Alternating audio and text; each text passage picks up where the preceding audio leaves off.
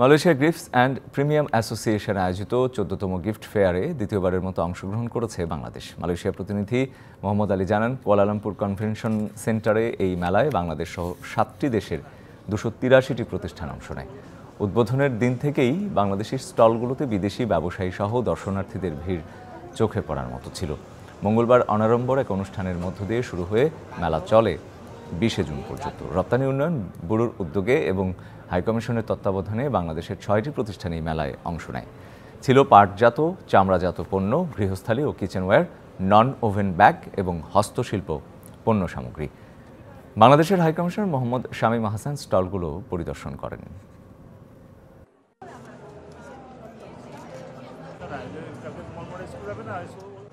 আমি মনে করি এই মেলায় অংশগ্রহণের মধ্য দিয়ে আমাদের পণ্যের পরিচিতি বাড়বে, জনপ্রিয়তা হবে এবং এর মধ্য দিয়ে দুদেশের পণ্য, দুদেশের মধ্যে বাণিজ্য শুধু সম্প্রসারিত হবে না, এখানে যে আমাদের একটি ভারসাম্য, আমাদের এটি অনুকূলে না বাণিজ্য, সেক্ষেত্রেও এটি আমাদের সহায়ক ভূমিকা ভবিষ্যতে পালন করবে।